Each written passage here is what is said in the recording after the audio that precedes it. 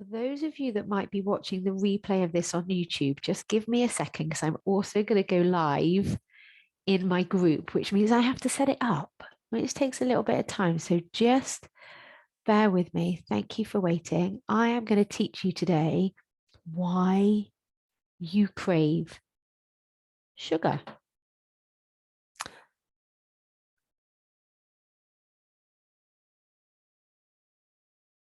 Where's my group?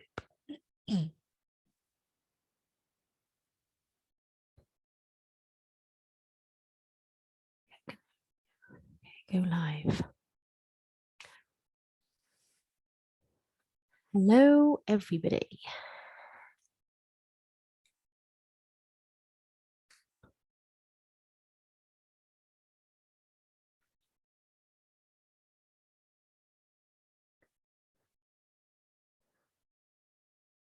Amazing. So I am now live in the group.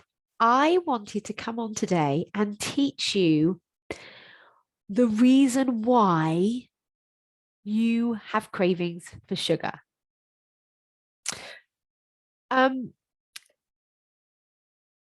So this is any craving, actually. I'm going to use the word sugar, but it could also apply to alcohol.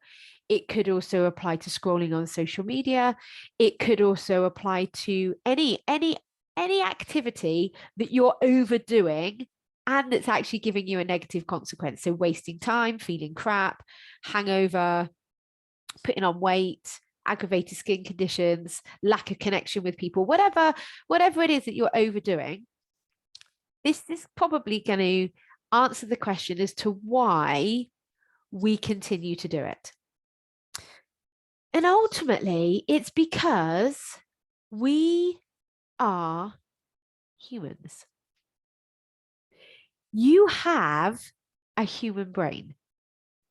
If you're listening to this, have a functioning human brain.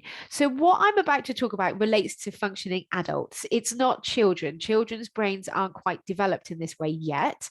But if you're listening to this and you're a functioning adult and you have a human brain, whether you like it or not, you have human thoughts that create human emotions. There is nothing you can do about that. So if there's nothing we can do about that, then let's have a little bit of understanding for it. So with that understanding, then we can have a bit more control, a bit more awareness, and a bit more compassion, I think, for ourselves. Oh, I've got a nice hot water. Right. So you're a human with a human brain. The human brain is phenomenally complex and powerful, and it is an amazing tool. It quite literally made you, all of you.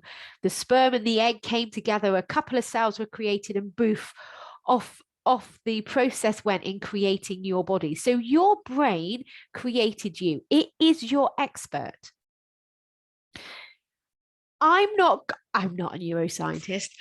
Excuse me. So I'm not going to go into the complexities of the human brain. I simplify it right down. And with my clients, I work with just two parts. The primal part of our brain, can't say that today, the primal part of our brain, and then the prefrontal cortex. So I'm going to talk about the primal brain first. This part of the human brain, this isn't just your brain. There's nothing different, unique, or special about you. I believe you are special, but in a loving, compassionate way. But what I mean by that is the thoughts that you have, everybody has. Maybe it's a slightly different version of, but the human brain, the primal part of the human brain has the same, we all have the same thoughts. And to me, that's comforting because a lot of people think that it's only happening in their head. It's only happening to them, that no one else is like it. But we are all the same.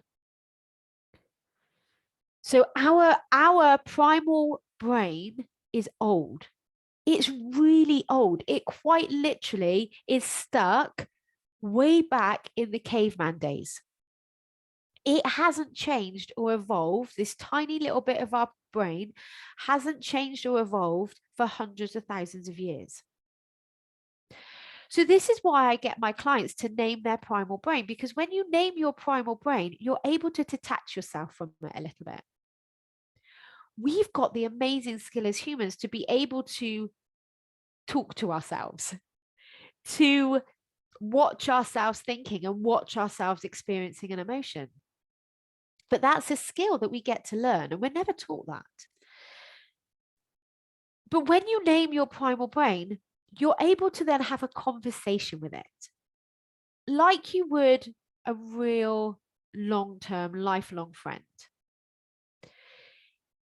Your primal brain is really there to keep you safe. It just wants us to survive. That is its only goal.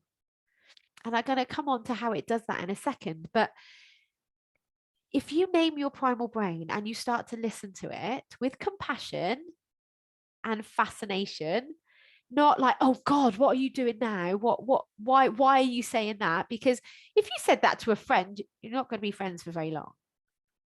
So having that loving approach to your primal brain, because it does really want to do a good job of keeping you safe, then we can start to work with it instead of trying to fight against it, because your primal brain is always going to be there. It's not going anywhere until the day that you take your last breath. Your primal brain will be active. So if it's always going to be active, don't you want to know, don't you want to make friends with it and learn to live with it? Because that's the opportunity that we have. So name your primal brain. Luckily for us, we've got a higher brain.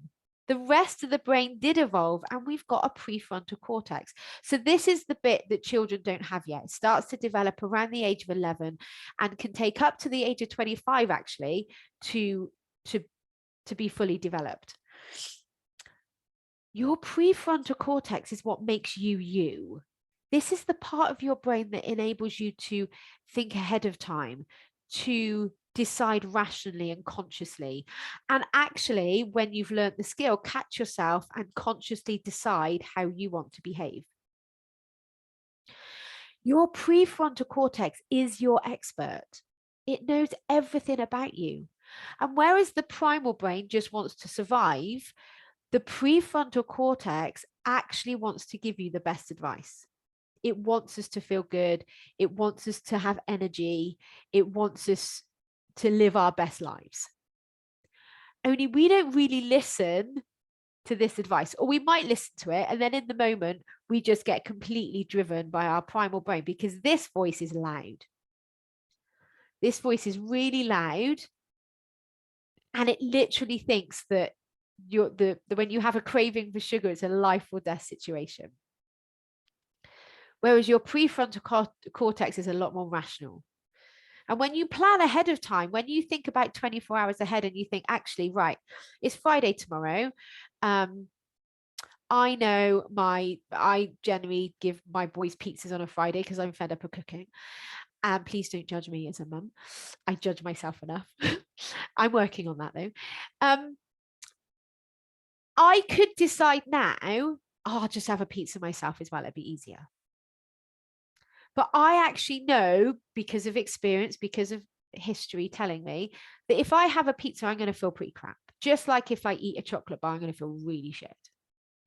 So planning ahead of time, my prefrontal cortex is telling me, oh, you don't need to have the pizza. Make yourself a nice salad. So that's what my prefrontal cortex is telling me. My primal brain at the moment is quiet, but I promise you that tomorrow night when tea time comes, my primal brain is going to be screaming at me to eat the pizza. It's not going to want the salad. So the primal brain doesn't think ahead. It doesn't think of consequences, whereas the prefrontal cortex does, which is why we want to start listening to our higher part of our brain rather than being driven by our primal brain. So my primal brain is called Sue, not because I dislike the name Sue. I actually love the name Sue, but it just enables me to have that conversation with her. So the primal brain is motivated by these three things. We call it the motivational triad. It always wants to conserve energy. It always wants to avoid pain. And it always wants to seek pleasure. This kind of made absolute sense way back in our caveman days. Doesn't make much sense now in our modern day. I'm going to come on to that, another point in a second. So to conserve energy, it wants everything to be easy. So again, total sense. If we hundreds of thousands of years ago, if we'd have used up all our energy running around and exercising and all of that kind of stuff, we would not have had the energy to go out and fight and hunt down the animals. So it made sense that we conserved our energy, that we wanted everything to be easy. Avoiding pain, well, we didn't have medicine, we didn't have doctors, we didn't have all of that hundreds of thousands of years ago. So it made sense that we wanted to avoid pain, emotional as well as physical. And seeking pleasure, again, I'm going to go through the list of true and false pleasures in a minute, but to ensure our survival, there were certain things we had to do. And when we did those things, we had a hit of dopamine. Dopamine floods your body with pleasure. So the primal brain is motivated to seek that pleasure in order to ensure that we survive. That is an evolutionary bonus, right? We needed to go out and do certain things hundreds of thousands of years ago. Therefore, to make sure that we got up out of our cave and were motivated to do it, we got that hit of dopamine, floods our body with pleasure. So this is how your primal brain, which is probably driving most of your life at the moment, is motivated. It always wants everything to be easy. It always wants to avoid pain, always wants to seek pleasure. So if you're someone a bit like me, I don't really define myself as active. I'm not someone that has to go out and run around and do physical activities. I much prefer yoga or swimming or reading a book. But I do know that CV work, getting my heart pumping, is good for me. So I do go out for a jog. Does my brain ever want to do that? Absolutely not. My primal brain is like, what are we doing? I love to swim in open rivers. It's cold. It's beautiful. I love it. But just beforehand, my brain is quite literally going to me, Nicky, what the actual fuck are we doing? Like, why are we about to get into this freezing cold water? And the reason I'm able to do it logically using my higher brain is because I know that when I get out, I feel so much better. I know that once I've been for a jog or done some yoga, I feel incredible afterwards. I know that when I don't eat the chocolate, I feel so much better in my body.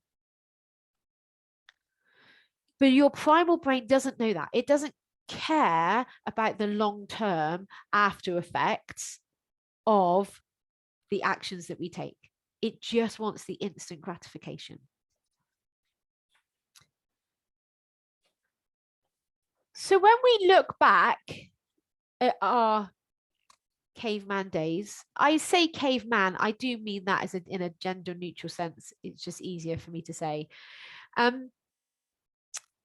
But cave person days, when we look back at our cave person days, there were certain true pleasures that we had in life. So this is the difference between true pleasures and false pleasures. So way back in the day, we would have got a dopamine hit when we ate. And the only thing we had to eat in those times was plants and meat, vegetables, berries, fruit, and meat. That's all we would have had. So when we had that, we would have got a dopamine hit. It was a survival requirement, hit of dopamine.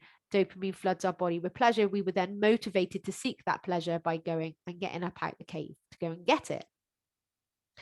We needed water to hydrate ourselves. We needed to have sex. Otherwise, we would not have survived as a human race. We wouldn't have evolved. We would have died out years ago had we not had sex and had babies. We needed to have the comfort of a fire, the warmth, the dryness of a cave, the shelter. Because if we had been out in the elements, we would for sure have perished. And we needed the safety of a pack. So years ago, hundreds of thousands of years ago, if we were on our own, we wouldn't have had the resources, the strength to have gathered, to have cooked, to have hunted. We would have perished. We wouldn't have survived. So whenever we had the true connections of a pack, again, that true connection, we would have had a dopamine hit, floods our body with pleasure. Roll on to our modern day, where now we have got so many manufactured, man-made things, and they are giving us an increased hit of dopamine. Which means that when we get the true pleasures initially, that hit of dopamine feels rubbish, because when we have processed foods and sugar, we get a massive hit of dopamine. When we have fizzy drinks or alcohol, again, massive hit of dopamine, especially with alcohol. If you're experiencing stress or anxiety or some sort of perceived negative emotion, embarrassment, shame, guilt, the alcohol numbs all of our emotions. So that's avoiding the pain, right? Whereas before we just had sex, now we've got pornography. Whereas before we had the cave and the fire and gathering our supplies for the winter, we've now got the sofa, we've got Netflix, we've got Amazon. We've got instant dopamine hits at the click of our fingers. And whereas before we needed the safety of a pack, now we've got social media. And I'm not saying that all of these things are wrong. In its place, they've all got a place in our life. But when we start to overdo these activities, there is a massive negative consequence. If you have the true connection of another human being, you truly connect and you make a friendship and you make a relationship, the more you connect with that friend, the greater that becomes. And it heightens our life, it improves our life, it enhances our life. True pleasures only ever increase. The more you do these, the more they increase and benefit our life. The more that you do these, the negative effects of them decrease our life. So that's how we know if it's a true or false pleasure, is if we continue to overdo it, does it have a negative effect? So this is the difference between your primal brain and your prefrontal cortex. Having heard this information now, I think it makes perfect sense that, of course, we would be addicted to sugar and processed foods. It makes sense that our brain, our primal brain, quite literally thinks we need the Mars bar, the cupcake, the fizzy drink in order to survive, because we get such a big hit of dopamine from it. The primal brain thinks dopamine is a survival requirement, is a cue for a survival requirement. So of course it's going to tell us to do it over and over and over again. And I'm not telling you should be any different. If you want to continue living that way, brilliant. If you're choosing that, please stop judging yourself and beating yourself up for doing it. Because if you're going to choose to continue to eat all the sugar and the processed foods, then that's okay too. But if actually you want to choose something different, if actually you're like, do you know what, Nikki? I am fucking fed up of feeling shit, because that's where I was. I was fed up of feeling crap all the time. I was tired. I was sluggish. I didn't have a lot of love for myself. I just felt shit. And it wasn't until I started naming my primal brain, engaging my prefrontal cortex, and learning the skill of allowing emotions. I did a live a couple of days ago about your emotions. It wasn't until I learned that skill that I started to get control, not only of my cravings, but actually of myself. I went on to lose 2 stone in weight because I wasn't being guided by my emotions anymore. And the craving for sugar is an emotion.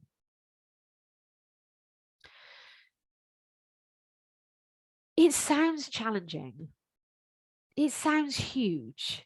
It sounds almost impossible. I used to think it would be impossible to stand in front of a buffet of desserts and just be able to have one piece and leave the rest of it, because I don't have certainly refined sugar day to day in my diet, but I do have it on occasions. I do choose with my prefrontal cortex to have like a slice of cake if I'm going to a birthday party. I will decide ahead of time to have an ice cream if I'm going down to the beach. I know that it's going to make me feel sick and I want to do it and I do it anyway. I always wish I hadn't. I always go, well, there's another example. It still makes me feel crap. But I kind of test it out every now and again. But what I don't do now is I don't judge myself for doing that. I don't shame myself for doing that. And I don't feel guilty for doing that. It's a conscious decision. I go with it. I enjoy it. And I accept the consequence. So just what I guess I want to teach you today is start listening to that voice in your head. Start listening to that primal brain that you've got. And just start noticing what it's trying to tell you. With, like I said before, with fascination, with curiosity, not with judgment or criticism. You wouldn't talk to your best friend in a shit tone of voice. So please don't talk to your primal brain that way, because it really thinks that by going with all of this side, it's keeping you safe. It quite literally thinks that you're not dead, therefore however you are is fine, because it's familiar, and the primal brain likes familiar. It doesn't like change. Change freaks it out. It's scary. But if you don't like where you are, you do have the opportunity to change. It is possible for you to get control of your mind, get control of those emotions, and get control of your life. And the reason I can say that with so much confidence is because I have done it and I see my clients doing it. So I really hope that by starting to watch your brain, and I think this is an incredible thing that we can do as humans, we can literally watch ourselves thinking. We can watch ourselves experiencing an emotion. It kind of feels woo-woo and a little bit out of body, but it's science, it's neuroscience. They've proven that we can do this. So this isn't some airy fairy witchy like magic, although I love magic and I'm definitely an inner witch, but this is how the body works, and this is the ability that we have, is to watch ourselves. And the way that you start to do that is just to become aware. Start watching, start getting curious about what you hear in your head. Just take like 2 minutes, it's all in a day, and just sit and go, right, what is going on in my head? Like, what are the sentences? And it'd be things like, I've got so much to do. I need to tell so-and-so this, or, oh, I've got to send that email, or, oh, I must go to the shop and pick up some of this, or, you can watch your thoughts. And if you can watch them, then you can also watch them when you experience the urge. Just catch yourself, pause for a minute and go, hang on a minute, what am I thinking?